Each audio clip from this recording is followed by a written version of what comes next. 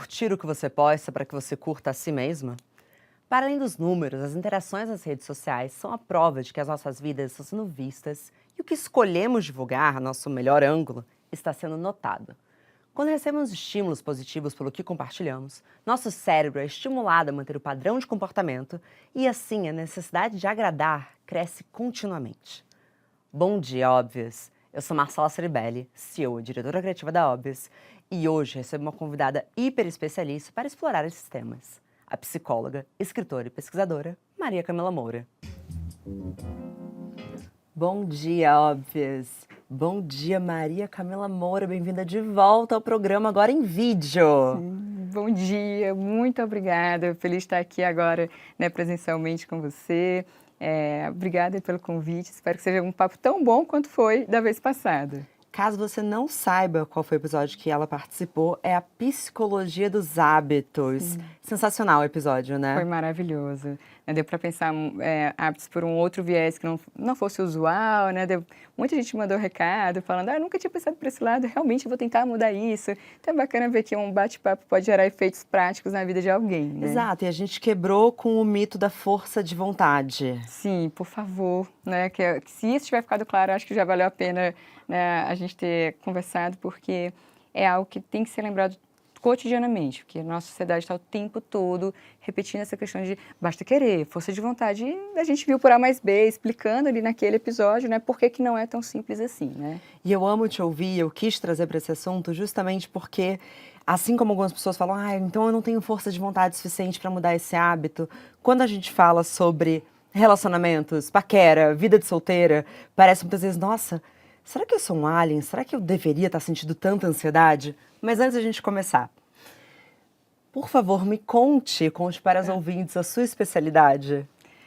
Nossa, é porque eu sou graduada em psicologia, eu tenho mestrado em psicologia, mas mais pelo viés social. Meu doutorado é na Faculdade de Medicina da Federal do Ceará e no doutorado eu estudo rede social e mulheres com câncer de mama. Mas nesse íntere, eu estou na 7ª especialização. Então, uau! assim... Você está cansada?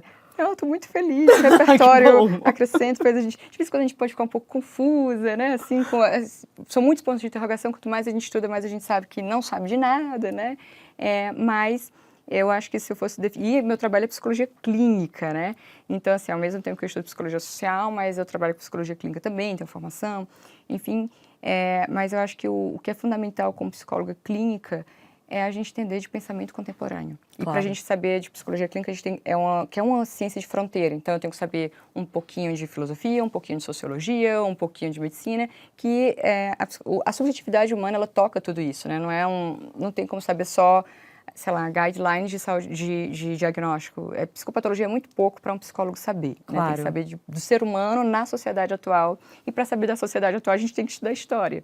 Porque não tem sociedade atual sem um caminho longo percorrido pela humanidade, né? Para a gente começar a pavimentar nosso papo de hoje, você pode explicar como que funciona o sistema de recompensa no cérebro da maneira mais simples que você conseguir? Não, de uma maneira bem simples, até porque existem pessoas que dedicam suas vidas em relação a pós-graduação, mestrado, doutorado, só mesmo na parte de neurociências, né? Então, assim, falando de uma maneira bem tranquila, como falaria no consultório para um paciente, quando a gente recompensa, existe uma questão que é subjetiva, por exemplo, no sentido de que o que eu considero recompensa não necessariamente você vai considerar. Então, sei lá, uma pessoa que eu admiro, ela está falando comigo ali, então aquilo ali para mim vai ser recompensa. Então, o que eu denomino recompensa já depende da minha subjetividade da sua, é uma individualidade. Porém, existe uma ação que é fisiológica, então, que aí vai ter uma conexão com, não vou entrar em detalhes, córtex pré-frontal, mas a gente vai chamar o neurotransmissor de dopamina, que aí não se preocupem com essa nomenclatura, simplesmente, quando a gente fala de dopamina, a gente vai pensar em uma motivação, em um sistema de recompensa, sabe quando a gente, e aí tem assim, né, quando todo mundo já deve ter ouvido falar, sistemas, quando a pessoa usa droga. Então, quando a pessoa usa algum tipo de droga, ela tem um prazer. Não estou falando que as consequências são boas, mas na hora ela tem um prazer. Sim. E aquele prazer não é um prazer, é uma recompensa. Ela fica hipermotivada, ela fica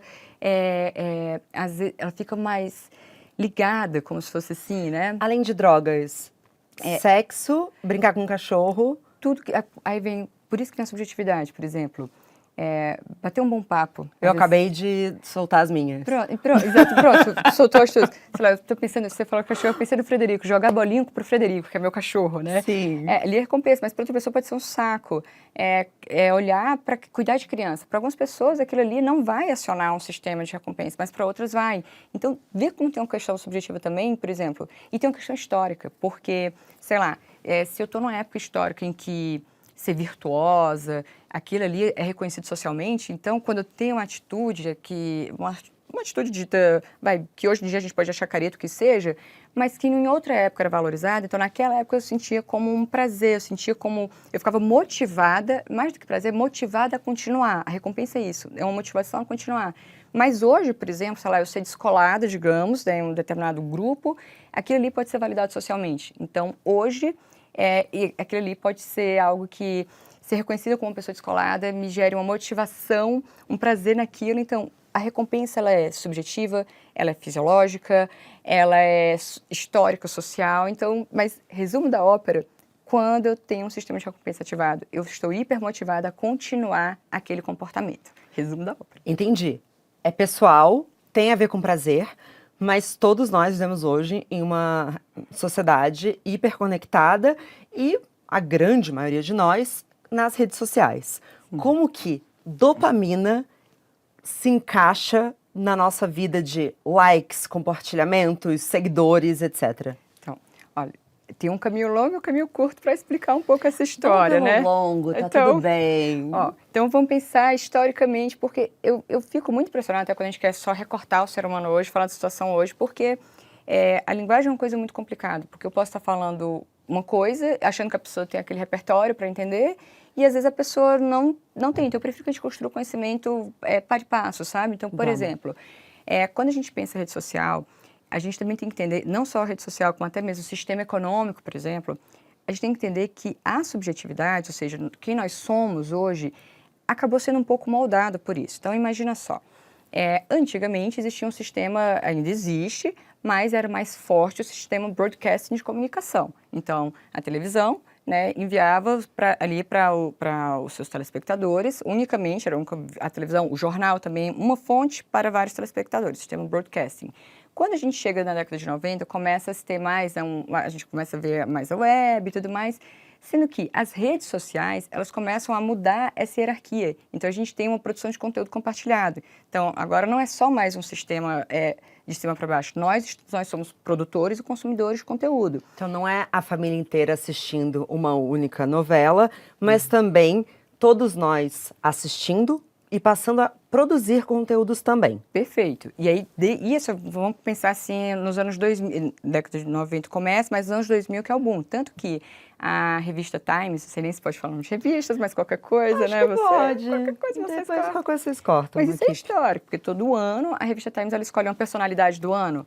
Então, no ano de 2006, isso eu até falei na minha dissertação de mestrado, quem foi escolhido a personalidade do ano fomos nós, os internautas. Então, não teve, todo ano fulano, beltrano, presidente tal. Então, em 2006 a gente começa os internautas. 2010, quem é a personalidade do ano? O Mark Zuckerberg. Então, a gente começa a ver como isso está se fechando. E quando a gente chega, por exemplo, e aí depois do Instagram, né, que começou ali em 2010, mais o boom, a gente pensa aqui no Brasil em 2014, a gente começa nessa questão, somos induzidos a sermos produtores de conteúdo. Nem que seja produzir conteúdo para, sei lá, para o meu trabalho, para divulgar meu trabalho, ou só mesmo para dizer que estou aqui. Então, quando as pessoas começam a me assistir, como tem toda essa trajetória, eu não sou mais telespectador, eu sou uma produtora de conteúdo minha, estou postando na época de 2010, meu prato de comida, estou produzindo esse conteúdo aqui. E alguém chega e dá um like, nossa, que legal, nossa, que bom. Você está falando a linguagem do seu tempo, você está sendo validado pelo seu tempo. E o nosso tempo é um tempo de... o pessoal fala sociedade do espetáculo, mas, gente, sociedade do espetáculo remete a um livro da década de 60. Hoje em dia, né, claro, é um conceito, cada autor pode falar como quiser, tem 1000 nomenclaturas, mas o Lipovetsky, por exemplo, ele fala sociedade do hiperespetáculo. Que é isso, a gente está o tempo todo performando, falando, produzindo. Então, quando eu faço uma boa performance e você chega e diz, gostei, like para você, estou te compartilhando, eu contribuo com o teu palco, Isso é prazeroso. Nossa, calma, porque isso é muito bom. Calma, isso é muito bom. É. Quando você coloca que um like é "Oi, gostei da sua performance", você acabou de tirar o véu de quem ainda acredita que qualquer coisa na rede social esteja realmente conectada com a realidade. Porque a performance está intrínseca, correto? Se estamos escolhendo, estamos fazendo uma curadoria do que vamos mostrar, se estamos escolhendo o melhor ângulo, é uma performance e acabou. Olha, performance é exatamente isso, é o que eu tô aqui performando, porque quando a gente fala esse nome, as pessoas acham que a gente está fazendo uma atuação canastrona, uma atuação ruim, né? Como se eu tivesse... Não, mas eu estou selecionando o que eu quero que o outro veja. Eu estou Claro. selecionando como me apresento para o outro. Eu estou, sei lá, uma coisa... Todo mundo já deve ter passado por isso. Eu não gosto de generalização, mas isso é comum. Tá no restaurante, limpa a mesa para postar. Limpa a mesa. Gente, a realidade é a mesa suja. Mas quando eu vou postar a foto no encontro com as amigas, limpa a mesa. Então, isso eu estou performando. Claro. Eu estou colocando o melhor ponto de vista daquela situação. E a gente faz isso o tempo todo. E aí, é um papo longuíssimo e assim, né? Mas a gente pode tangenciar, por exemplo... nós vivemos numa época histórica, né, justamente por ser uma sociedade do hiperespetáculo, em que eu tenho que estar, sei lá, se a gente pensar lá nos hollywoodianos de antigamente, a gente não estava vendo as vulnerabilidades deles, a gente estava vendo o brilho. Então, a gente, agora, como nós somos os produtores de conteúdo, nós estamos o tempo todo querendo brilhar, sendo que, então, ser vulnerável, mostrar alguns pontos, parece que não é bem aceito, porque vai lá. Perdão. Não, vai lá. É que eu acho que até a vulnerabilidade, quando postada, também é performática.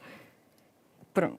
E importante dizer, quando eu falo sobre ser performático, eu não estou falando que é mentirosa, eu não estou falando que é uma grande atuação, eu só estou falando que existe um esforço, porque para ser, basta estar. Estou aqui com você. Claro, tem algumas câmeras me olhando. Sim. Né? Algumas câmeras me olhando. Mas digamos que não estivéssemos sendo gravadas. Para ser, basta estar. Para você existir online, você tem que ter alguma ação. E a partir do momento em que existe alguma ação, saiu a espontaneidade, então é algo que você está performando. Sim. Entende? Eu não estou fazendo um juízo de valor. Não, e poderia estar, porque também, juízo de valor, assim, até um parênteses, né, se eu estiver viajando muito, você Vamos, eu volte. amo, vamos embora. Mas só um parênteses, porque assim, um juízo moral, eu estou hierarquizando o que é o certo e o que é o errado. Mas um juízo de valor, eu estou pensando sobre, eu estou julgando a situação, porque julgar é normal, todo mundo julga o tempo todo, é uma questão do ser humano. Eu julgo se a gente julga até a altura de um degrau, se eu vou cair ou não. Sim. A gente está o tempo todo emitindo julgamentos por uma questão realmente de evolução da espécie, né? Então, a gente está julgando que essa situação é assim, assado, você não está hierarquizando o que é o melhor, o que é o pior. Mas você está dizendo que sim, parece que há um valor nisso. As pessoas escolhem fazer uma coisa ou não outra. Mas voltando, sobre a questão de até a vulnerabilidade, ela é sim, porque não é que seja forçada, porque as pessoas acham, não, eu juro que eu estava me sentindo mal, eu juro que eu estava triste, eu acredito. Mas você contou, por exemplo, você contou a sua versão, não existe a versão do outro, não existe... A gente não consegue, o ser humano, cabe uma multidão dentro da gente, nem a gente se entende direito. Sabe, tem uma hora que a gente está... Tanto que a gente fala de diálogo interno, né? Uma hora eu estou pensando uma coisa, outra hora outra. Sentimentos ambivalentes nos habitam no mesmo segundo. É difícil a gente entender. Cabe uma multidão dentro da gente. Cabe. É muito vasto o território humano. E aí, quando... acho não, Dostoiévski fala, né? Deus e o diabo estão em guerra e o campo de batalha é o coração do homem. Então, é dono no sentido da humanidade. Que é isso? Tá tudo aqui, sendo que a gente tem essa mania de colocar ou é uma coisa ou é outra. Então, cara, eu sei que você está triste, mas eu sei também que talvez você não saiba, como eu não sei de tudo de mim, aí vem aquela questão das feridas narcísicas da humanidade, né? Copérnico, ferida narcísica, que a Terra não é o centro do mundo, é o Sol, a Terra é só mais um planetinha. Aí vem Darwin, que o ser humano não é o ser humano. O ser humano é só um processo de evolução, né? Assim, vindo de um animal. E aí vem Freud também, com essa questão de que você não é senhor dos seus pensamentos. Então, você não sabe tudo o que você pensa. E aí, claro, Freud vai se atualizar depois, afinal, 1900, a gente está em 2023. Sim. Mas a essência é essa, né? A essência se comprova, nós não temos consciência de todos os pensamentos, né? Cabe uma multidão dentro de nós e a partir do momento que escolhemos nos relacionar com alguém ou divulgar algum ser dentro dessa multidão, escolhemos algo. Sim. Então, por exemplo, quando você vai para uma entrevista de emprego, você vai escolher uma pessoa dessa multidão. Quando você está no almoço com a família do seu namorado ou namorada, é uma outra pessoa dessa multidão. A gente também performa fora das telas. Perfeito, a gente está... e não é, pessoal, não é algo consciente, não é algo, ai meu Deus, eu estou escolhendo. Não, mas sei lá, no emprego, certo vocabulário, certa postura, certa vestimenta é mais adequada. De repente, se eu estou na casa com meu namorado, outro vestimento, outra postura, isso é mais adequado. E a gente não se dá conta como a gente faz a seleção das coisas. Então, por exemplo, mas normalmente o comportamento humano, ele se mantém, né, pela repetição e pela recompensa que eu tenho. Então, por exemplo, digamos que um dia eu tenha postado mega bonita, sorrindo, ou mesmo, nossa, aconteceu uma tragédia comigo. Enfim, um momento de vulnerabilidade ou um momento brilhando muito. Se eu continuo a fazer a mesma linha editorial, se eu continuo sem querer sempre só meus dramas ou sempre só meus brilhos, é porque de algum modo eu fui validada. Eu tive uma recompensa. Alguém falou, isso é bom, isso aqui tu conversa comigo, isso aqui é legal de alguma maneira. Então aí volto para a recompensa. E você falou dessa ferida narcísica. E o que acontece quando eu posto um mesmo perfil de foto e eu não sou validada como eu esperava? Aí temos grandes crises, como estamos vendo, né? A questão da rede social, como a gente parte do pressuposto da mentalidade desse tempo, mais hiper-espetacularizada, mais narcísica, não no sentido de transtorno, mas quando a gente fala narcisista, pessoal, não vou entrar no mérito do transtorno na psicopatologia, mas a gente pensa, de um modo geral, que é uma pessoa que tem a autoestima, a gente acha que o narcisista é sempre grandioso. O narcisista, a gente vai pensar numa pessoa que tem autoestima flutuante, que ela precisa de para regular a autoestima dele, ele precisa do outro. Uhum. Então, eu preciso que o outro me diga que foi bom, eu preciso que o outro me diga que você está bonito, eu preciso que o outro me diga isso e aquilo. Então, se a gente está numa sociedade que tem, de um modo geral, um viés narcísico, que eu preciso muito desse outro para me dizer que eu estou bom, porque não é mais... houve tempo na nossa história da humanidade em que as questões divinas, transcendentais, me importava isso aqui, o sacrifício, porque eu ia para o céu, enfim, não estou dizendo que as pessoas não acreditam, inclusive eu mesmo me cresço pessoal que não interessa muito, mas eu acredito, né? E esse paradigma transcendental não é o que a gente vive hoje. Então, o que a gente viveu... Então, se antes eu achava que, quando eu morrer eu vou para o céu, então não me importa o que você acha de mim, porque o meu paradigma social é uma coisa que transcende aqui. Se a gente está nesse momento histórico em que é uma sociedade em que eu preciso do outro para o meu espetáculo, é uma sociedade do hiper-espetáculo, eu preciso que você me diga que está bem, eu preciso que você me diga que a minha foto foi boa, que isso foi aquilo, outro. Então, quando a gente abre um perfil, e aí você fala, não tem nada, a tua pergunta foi, não tem nenhuma curtida, nem nada... Se a pessoa não tiver muito claro nessa questão de que, qual é a minha motivação de fazer isso aqui?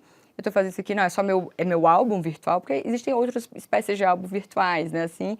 Mas se a pessoa estiver ali buscando um espaço de validação e ela não tiver, pode ser frustrante. E aí o nível, como cada um lida com frustração, isso é extremamente individual e funcional ou não, né? Mas gera ansiedade. Não, assim... É porque a ansiedade é uma palavra... A gente volta para as palavras, é horrível. Por favor, vamos explorar todas as palavras. É porque quando a gente fala ansiedade, a gente pensa muito... as pessoas costumam pensar muito no movimento mais patológico, né? Porque existe, sim, transtornos de ansiedade generalizada, ansiedade... Então, mas quando a gente fala ansiedade, a gente está falando aqui, nesse recorte, como esse movimento mais de uma apreensão, vamos falar assim. Gera uma apreensão, porque a ansiedade em si é como se a gente fosse lá no futuro, e aí eu projeto no futuro, eu olho para o futuro e antecipo esse futuro com previsões quase catastróficas, digamos assim. Então, nossa, eu vou fazer uma prova amanhã. É normal eu ficar uma ansiedade não patológica, nossa, estou ansioso, eu estou envolvido com isso amanhã, eu fico tenso por isso amanhã. Mas quando a gente fala de uma ansiedade patológica, então, nossa, amanhã eu vou fazer essa prova, não vai dar certo, e aí, como eu não vou me passar na prova, eu nunca vou conseguir me formar, e aí eu não vou construir uma família, e pronto, lascou catástrofe, sabe? Eu sou assim. Isso é catastrofização. É uma distorção, né, cognitiva, que sinal prazer. Eu já gravei. Prazer. Não, a gente já gravou um episódio sobre isso, sobre ansiosas catastrofistas, porque eu sou absolutamente. Inclusive, antes da gente começar a gravar esse episódio, eu falei pra Su, produtora, eu falei, mas o que é o pior que pode acontecer? Ela, não, mas o melhor vai acontecendo. Mas eu falei, não, mas eu gosto de saber o que é o pior cenário. E ela, não, mas não vai acontecer o pior cenário. Não, mas, Su, produtora... A tua estratégia estava correta. O ansioso não é... Porque o ansioso ele não vai pensar na probabilidade, ele pensa na possibilidade. Então, a probabilidade de um avião cair é muito pouca, mas existe uma possibilidade, não existe? Então, ele se pega na possibilidade. Então, o ansioso, a gente não adianta conversar na estatística, tipo, não vai acontecer nada, não, é tão pouca a probabilidade disso acontecer, nossa, você é preparada, não vai acontecer nada. A gente vai justamente, cara, o pior que pode acontecer é isso aqui. E não é uma catástrofe. E eu vou saber lidar. Então, o ansioso funciona perguntar. Eu tô saindo do tema, mas vamos Tudo embora. bem. Mas é porque Qualquer assim, coisa, eu tava. me pus pra terra. Não, porque eu cheguei anteontem de viagem, e eu tava no Rio, e aí eu tava no avião, e eu tenho muito medo de avião. E eu já não sei mais se é medo ou se é ansiedade. E aí, eu acho que eu tô evoluindo. Vamos fazer um diagnóstico aqui. Porque eu tava na janela, eu preciso ficar na janela para ver o que tá acontecendo. Algum senso de controle, Sim. sintoma de ansiosos. Sim. E aí eu pensei assim, mas engraçado que quando eu tô, por exemplo, num carro de aplicativo, eu não fico pensando que ele vai bater a qualquer momento e vai capotar. Engraçado que quando eu ia falando andando de bicicleta, mentira, eu não sei andar de bicicleta. Mas sei lá, outras situações da minha vida, eu não tô aqui pensando, nossa, esse prédio pode entrar em chamas. Por que no avião eu fico pensando que o pior tem que acontecer? Talvez eu tenha só que não pensar. Eu falei, Ó, mas o não pensar é extremamente desafiador. Às vezes é melhor a pessoa ir racionalizando no sentido, tá, ela vai atrás das estatísticas, então ela vai ver, cara, não faz sentido. É mais provável sei lá, sofrer um acidente no carro do que no avião. Então, quando ela se depara com esse dado, por exemplo, ela vê, mas o carro não me dá medo, não me faz isso aqui.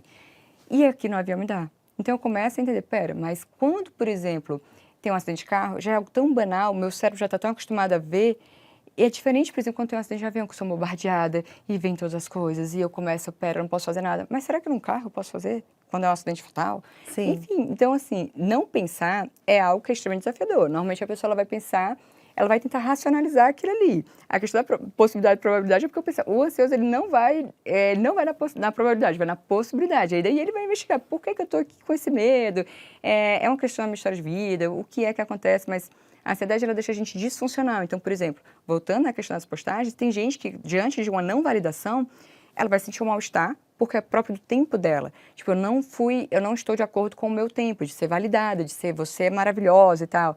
Sendo que algumas pessoas, elas podem ficar numa tensão, numa apreensão, a ponto realmente até mesmo de terem movimentos ansiosos, que é, nossa, ninguém gosta de mim, então se ninguém gosta de mim, eu nunca vou conseguir um parceiro, uma parceira, e aí não vai dar a catástrofe. Aí vai a questão do episódio, então, ansiosos que catastrofizam, né? Mas as redes sociais, parece que cada vez mais elas botam ferramentas para ativar essa dopamina. Então, antigamente era só você, por exemplo, postar um story. Agora tem o like no story. Aí tem a reação.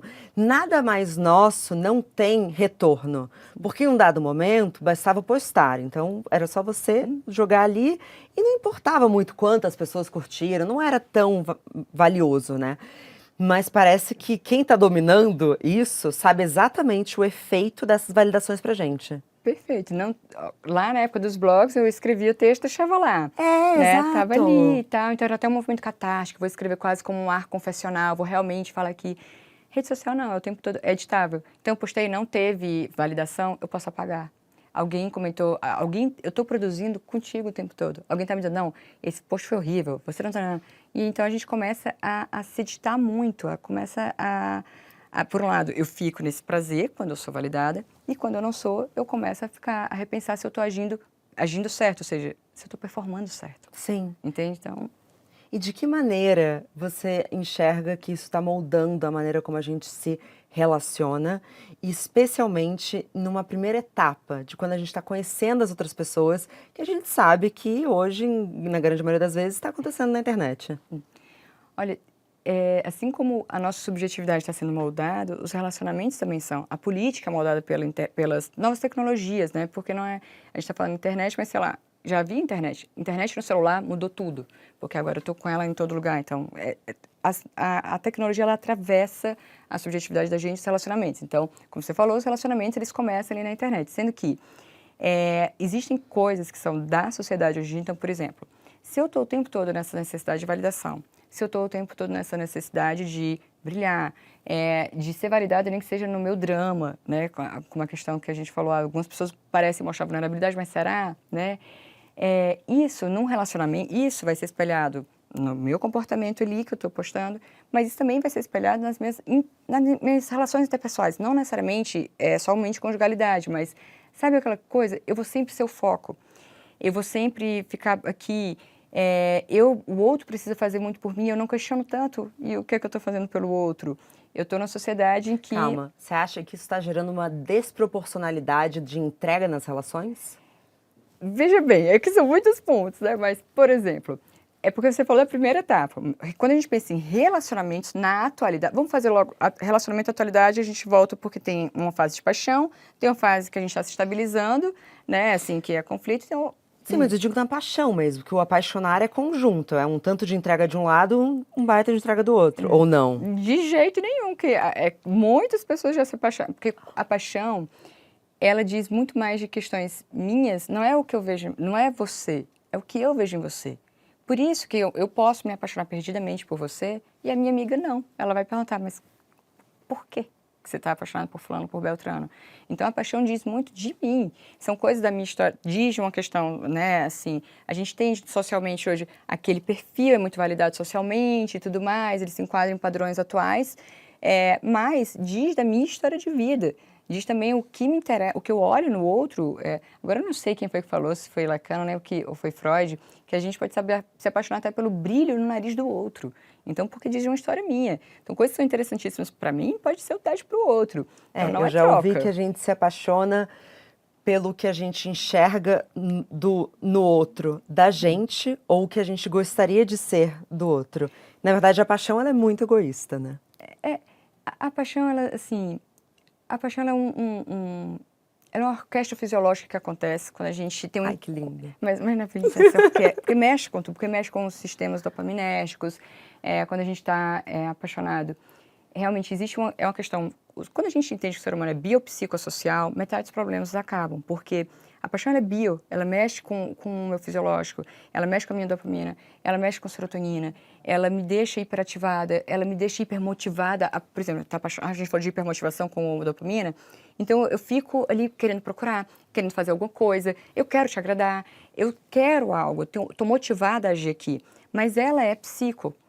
O meu aparelho psíquico funciona diferente do teu, que funciona, isso diz da minha história de vida, isso diz da minha construção, da minha personalidade, diz dos meus sintomas, então a paixão também passa por isso.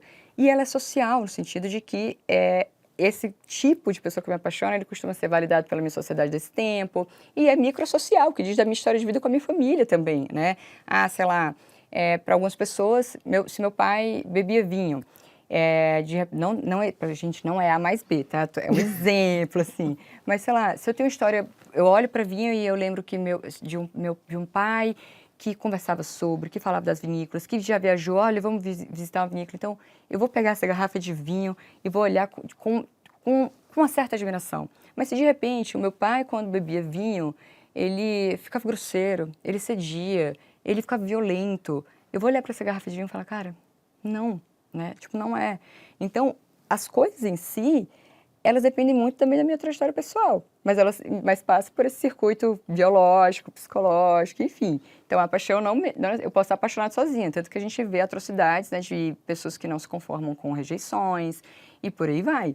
Mas a paixão, ela diz sim de um movimento meu, mas se você me valida, eu posso alimentar isso.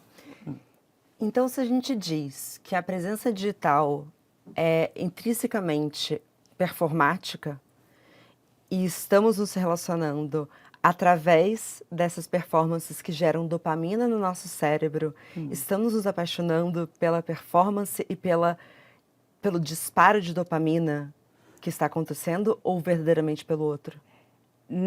Nunca.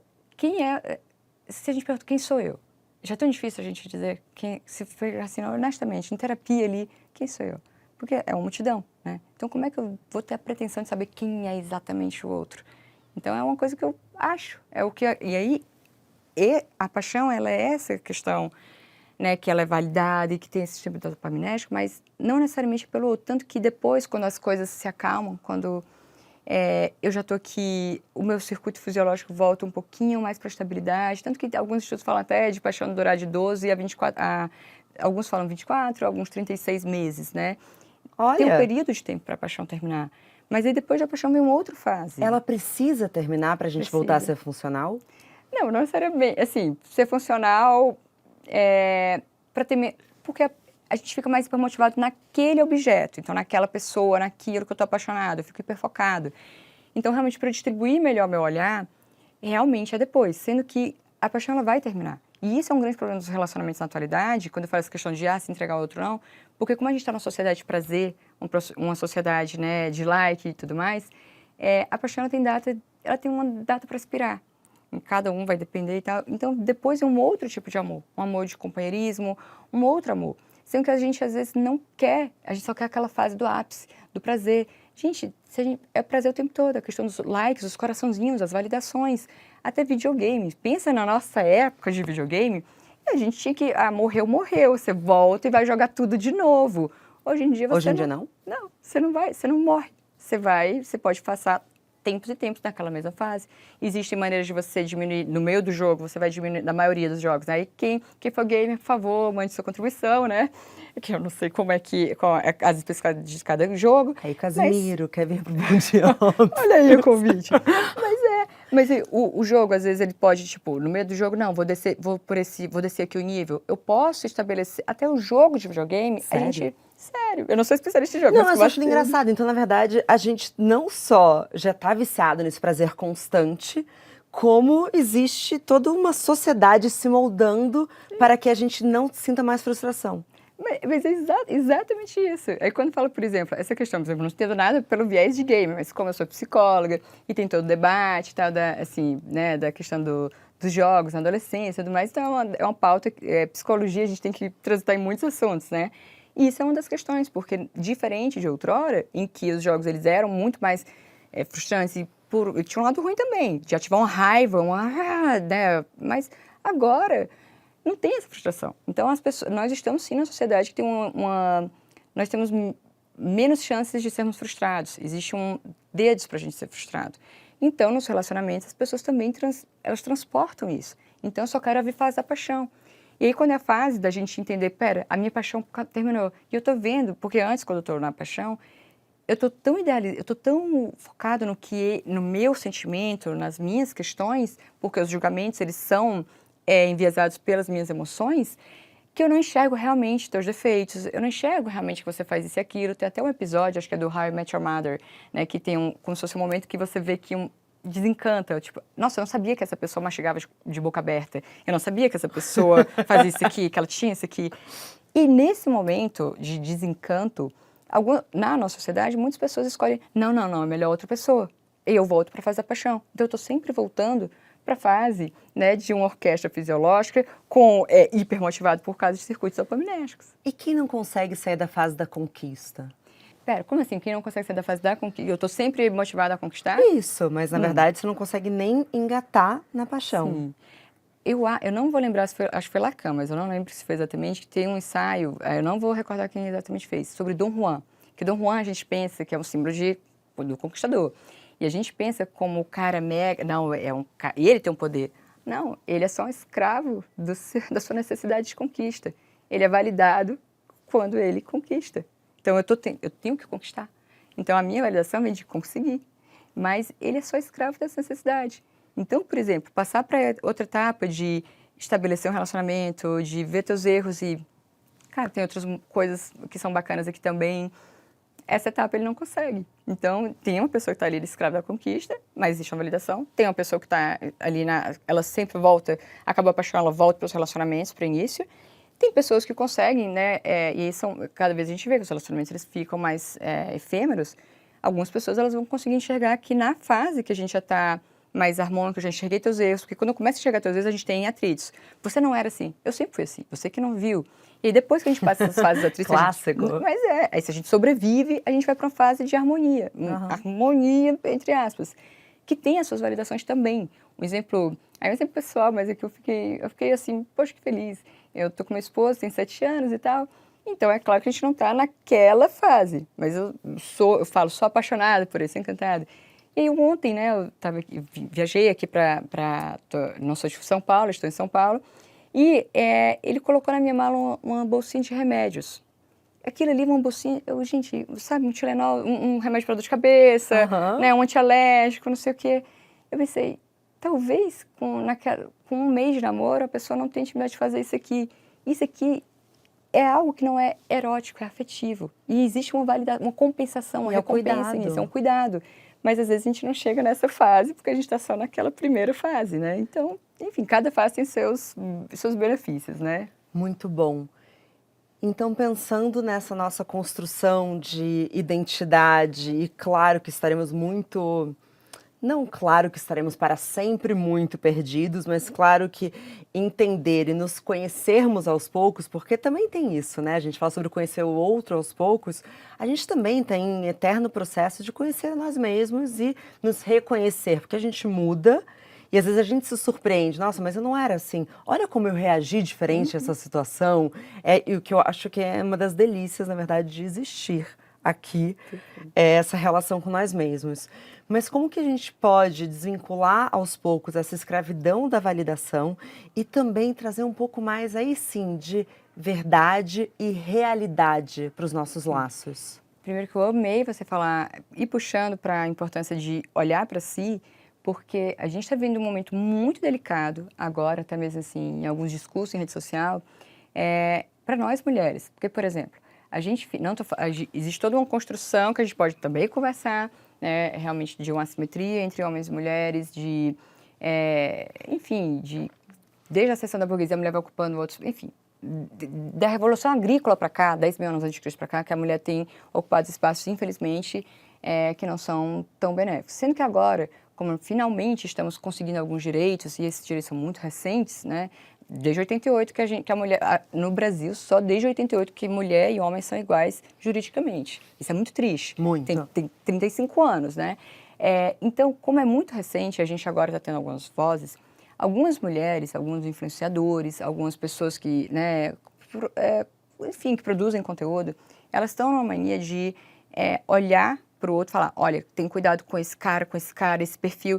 Então, começam a acionar nas mulheres uma hipervigilância de não estou falando que não existe uma história, tá? Não estou falando que não existe uma história de assimetria. Tem histórico, mas não há quando a gente começa a focar só em olhar o outro, o boy é aquilo, é um boy assim, um boy assado, e eu começo a criar categorias sempre para falar do outro, e eu não coloco o foco, isso não é uma pessoa, a gente está num movimento assim, o ruim é sempre o outro, e eu não olho em nenhum momento, tá, mas e eu? Quais são as minhas exigências? Porque quais são as minhas crenças, as minhas regras e as minhas distorções? Quando a gente tem também de si crença, regra e distorção, é tão mais tranquilo de viver crença, resumo do resumo. Então, por favor, resume pra gente. Pessoal, crença, vamos lá, o que é? Por exemplo, crença, falando assim didaticamente, é muito o que eu penso quem eu sou e quem eu penso que é minha cosmovisão, quem é o mundo. Sabe aquelas pessoas que pensam que o mundo é ruim, todo mundo é ruim? É como se fosse uma descrição de quem eu sou, de quem é o mundo, como eu olho as coisas. Tá. Aí eu tenho algumas regras, algumas que também pode se chamar de crença intermediária. Uma analogia se está nublado, vai chover. Se está nublado, logo vou pegar o guarda-chuva. Isso aqui é uma regra.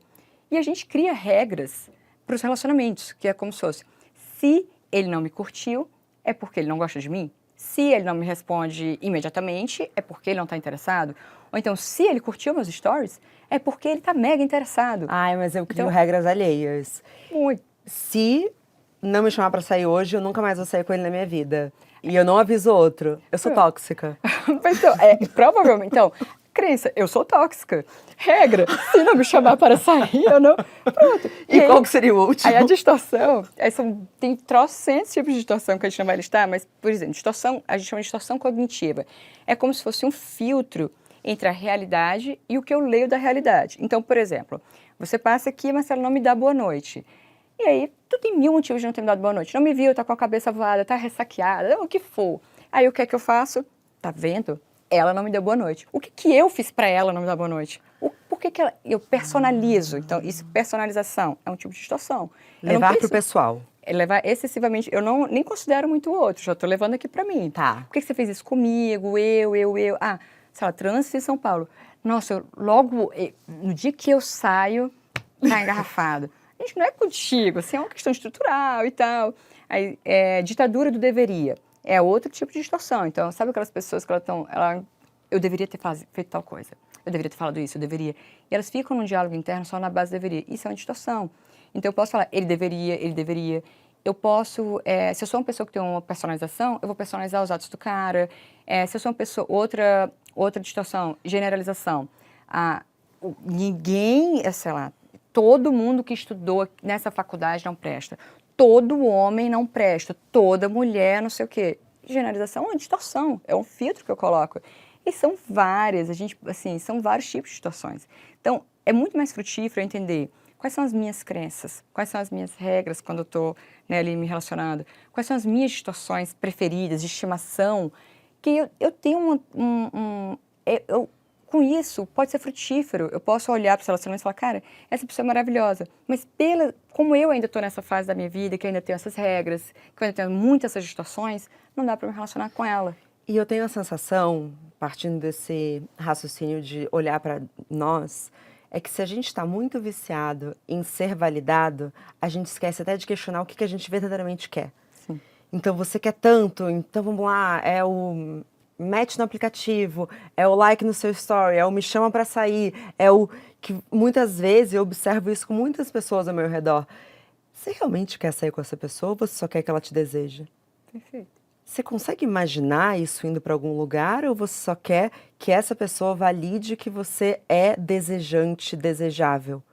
Então, conseguir diferenciar, porque na busca pela validação, a gente esquece qual que é o nosso desejo mais genuíno. E isso tem tudo a ver com a sociedade que a gente vive hoje. A gente não está numa sociedade utilitarista.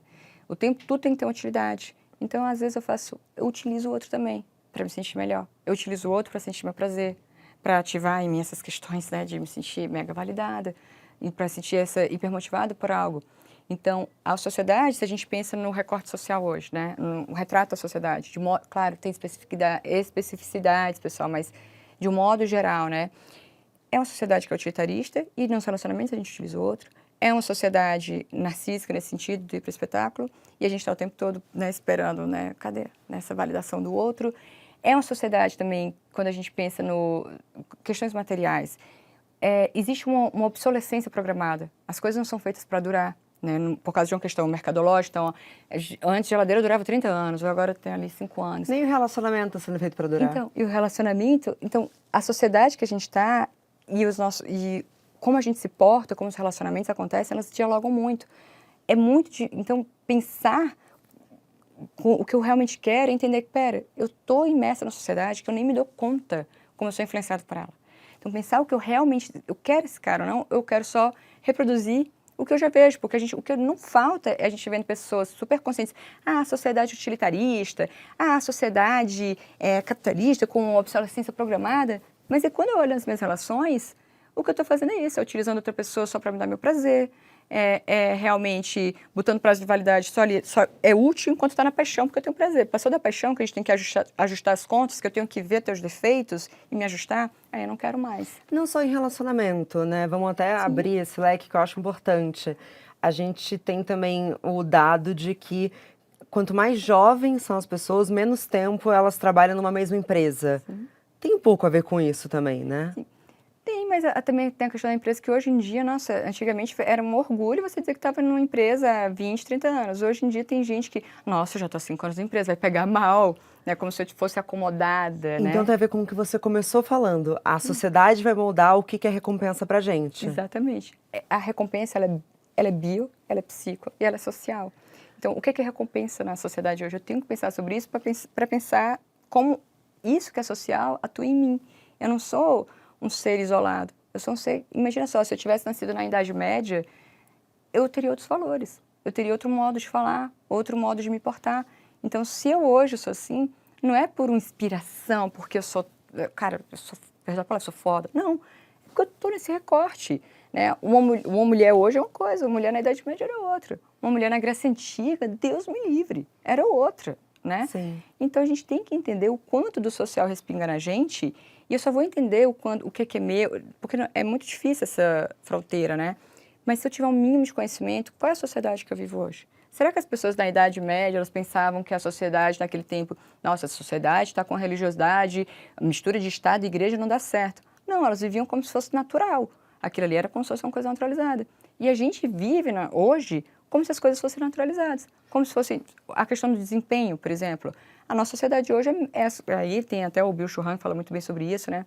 A gente está na sociedade do desempenho, e aí para manter esse desempenho eu acabo indo para um doping, né? Então a sociedade hipermedicada, e aí, mas eu não sustento, eu fico na sociedade do cansaço, porque eu internalizei um chefe. Então tem o tempo todo que está desempenhando e tudo mais. E nas relações também eu tenho que estar desempenhando, eu tenho que estar fazendo algo. Imagina só, quando a gente fala internalização, só explicando brevemente, internalização do chefe.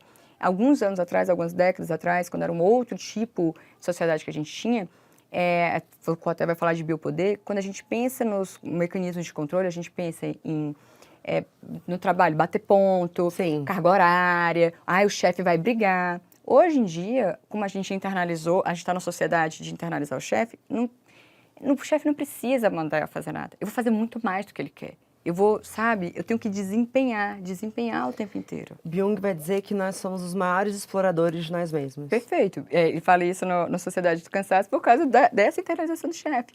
Então, esse desempenho e essa necessidade de estar o tempo todo fazendo algo é o que a gente também vai ver reverberando nas relações, nas redes sociais. Então, é tudo muito conectado, não tem como desconectar, mas tem que pensar sobre a sociedade, né? Eu tô arrasada que eu preciso acabar esse episódio. Tipo de episódio que eu queria gravar 3 horas. Sim. Mas pra gente finalizar e também colocar aquela luzinha no fim do túnel, como que você enxerga um caminho pra gente conseguir até pausar e diferenciar quais são as nossas ações que são genuínas com nós mesmos, daquelas que são em busca de validação e desses prazeres momentâneos? Conhecimento histórico, para saber o que é validação. Conhecimento pessoal, né? Pensar quais são minhas crenças, quais são as regras que eu crio, que às vezes, quais são as minhas distorções. Se a gente entende isso, a gente começa a diferenciar. Porque o que está sendo foco hoje, que eu acho perigoso, é sempre pensar no outro, nesse sentido de se o outro faz isso ou aquilo, todo mundo adora diagnosticar em internet, né? Todo mundo é narcisista. Ave Maria, todo mundo é narcisista, todo mundo é psicopata, é tanta coisa. E eu começo a olhar, cara, e eu? Né? O que em mim me mantém, assim, atraída por certas pessoas? O que em mim me mantém numa reprodução de certo tipo de relacionamento? Claro. Que aí, quando eu começo a entender isso, eu também vou entender porque o meu genuíno, se eu sou biopsicossocial, o meu genuíno, ele comporta algo do meu social de hoje, da sociedade do meu tempo, mas não é exclusivo. Eu começo a entender que eu tenho a minha história de vida, eu começo a entender que, e aí tem um conceito muito legal que é o de normose, né, que às vezes o que é normal para a minha sociedade atual, não necessariamente era para ser o normal, não necessariamente é algo bom, às vezes é uma coisa, eu estou naturalizando coisas que não deveriam ser. Por exemplo, houve épocas em que, vamos pensar, o racismo nos Estados Unidos, né, até leis de Jim Crow, o racismo era algo que era validado, era legitimado, era algo que tinha. E era normal, no sentido de norma. Mas não é porque é o normal do meu tempo que eu tenho que compactuar. Então, eu tenho que entender primeiro qual é o meu tempo e entender, meu tempo é esse. Mas isso é algo que moralmente compactou com meus valores ou não? Isso aqui eu posso dar continuidade ou não? Isso dialoga com a minha história de vida? Então, pensar no biopsicossocial é fundamental. É quase de maneira muito esdrúxula, você não é todo mundo, não é porque tá todo mundo fazendo. Não. E questionar o que é normal, porque se não tá te fazendo bem, você não precisa fazer igual, você não precisa jogar o mesmo jogo. Senão, você não é todo mundo, mas você vive no mesmo período histórico. Então, como se fosse, a gente está aqui, mas se nós fôssemos mulheres no Afeganistão atualmente, a gente não estaria aqui. E não diz da nossa individualidade, não diz da nossa capacidade, não diz da nossa potência, diz de uma questão maior.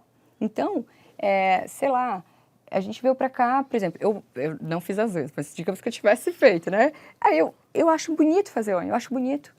Sendo que o meu achar bonito diz porque na minha sociedade hoje, ter uma unha bem feita é algo que nossa, é sinônimo de asseio, é sinônimo de algo bacana.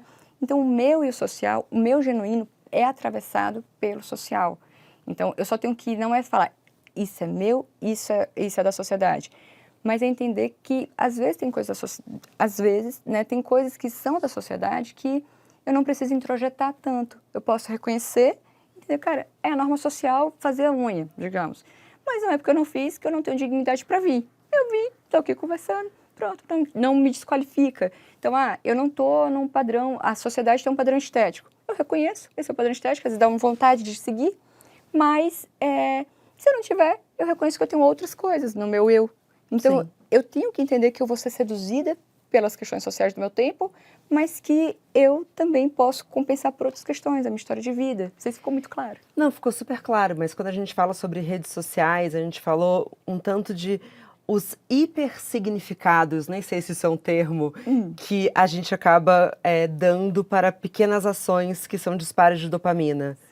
Se é algo químico, se é cerebral, como simplesmente não se importar? Mas não é puramente cerebral. É como se fosse, é bio, mas é psico e é social. Então, quando eu chego lá e, por exemplo, alguém... E aí vem um diálogo interno. Então, nossa, estão me elogiando aqui, né, eu fico cheia de mim. Mas eu sei da minha história de vida. Eu sei do meu subsolo. Eu sei daqueles momentos em que não é tão brilhoso assim. Eu sei daqueles momentos que está ali num esgoto pessoal. Eu sei dos pensamentos sórdidos. Eu sei lá, eu estou postando caridade na rede social, palminhas, estou recebendo palmas. Mas eu sei o quanto eu posso ser mesquinha no meu íntimo. Então, eu vou sentir esse prazer, mas mas eu não sou só isso. Eu não sou só o que essa sociedade está dizendo. E eu faço o equilíbrio, pelo amor de Deus. Eu estou dizendo, nossa, olhem só o subsolo de vocês. Mas eu estou dizendo, assim como quando alguém, sei lá, a gente vai separar, quem se expõe publicamente, sabe que sempre vai ter um chato para criticar alguma coisa. Mas lembrar que todo mundo tem o subsolo dele. Mas também quando alguém, sei lá, vem só apontar as coisas ruins, que também isso é super comum. Se você faz só uma dancinha, e eu tenho até uma aula que eu converso sobre isso, todo mundo reclama, tiktorização das profissões, hoje os profissionais só estão apontando o dedinho. Tá, mas o que tu contribuiu para isso? Porque quando o profissional só faz o dedinho na dancinha, ninguém fica, dança mais para a direita, dança mais para a esquerda. Mas quando tu mete a cara e escreve um texto, um conteúdo, produz algo, sempre vai vir alguém para falar, poderia ter falado sobre tal coisa. Faltou-se tá fulano. É verdade. Então, é muito mais seguro ser medíocre. É seguro ser medíocre. Então, quando alguém também, né, eu estou me arriscando, falando de um conteúdo, nossa, tanta gente bacana que está, né, começando e tal. Aí, quando ela escutar uma crítica, que ela pensa, tá, mas eu só tinha 2.200 caracteres para escrever, tá, mas eu tenho certeza, ao menos eu falei, eu sei como é desafiador para mim escrever isso aqui, falar isso aqui. Então, quando me elogiarem, é uma boa medida também lembrar que eu não sou só isso aqui. E também quando vierem, né, com as críticas, às vezes, assim, exacerbadas, que eu também lembre, mas eu tenho isso aqui também, eu tenho dignidade, eu tenho valor, eu sei que eu sou pessoa boa. Então, é esse equilíbrio, eu lembrar o que ninguém pode me lembrar socialmente, que só eu lembro. E aí, isso é um movimento cognitivo, né? Sensacional. Obrigada. Volta sempre? Volto, só me chamar que eu venho. Vem fazer o seu Bom Dia Óbvios. Na hora, só chamar que eu volto. Nossa, que pena que acabou.